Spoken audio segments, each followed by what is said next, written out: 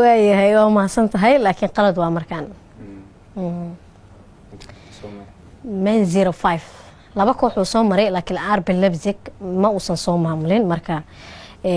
man 05 ayuu soo maamulay kadibna Borussia Dortmund koor inta aanu markaas imaan Liverpool su'aasha ugu dambeysay waxa waaye wuxuu soo xirtay numberka 7 17 28 iyo 9 xirfadiisa kubadda cagta wuxuuna ka soo ciyaaray Ingiriiska, Spain, Italy iyo Portugiiska magaciisana waa Luis Figo Romeo Mswaben صح اي Luis Figo toddobaadku qaadan jiray Real Madrid اي marna wuxuu qaadanay 17 ساو مالنا واجس كنا مدشين ماذا دلان واجس ما دلان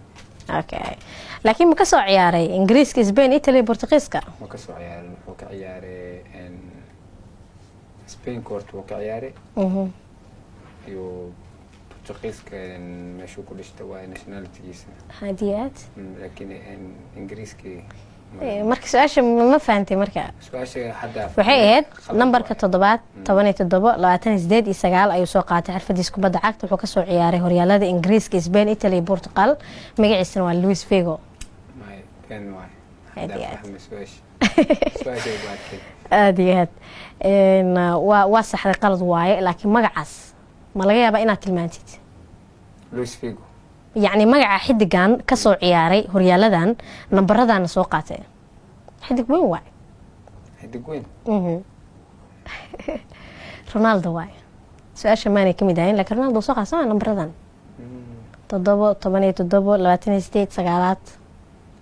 هريالدان كسو عياري غريسكا وكلي ما يونايتد اسبين وكلي يس اسبين وكل وحو عياري ريال إيطالي وحو عياري هنا هذا هو عياري يوفنتوس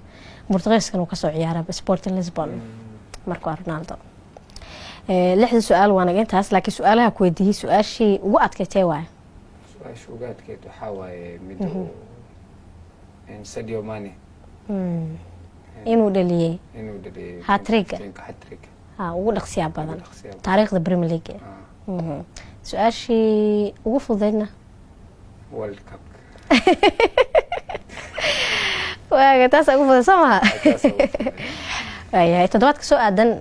hadii xidig aan ku dhila challenge garay yaa jeclaan lahayd ama teamkaaga ama kooxaha kale horyaalka ciyaara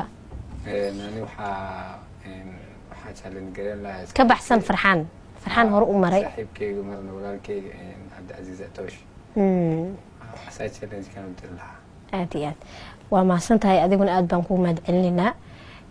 run iyo beenna toddobaadkan waa naga inta farxaan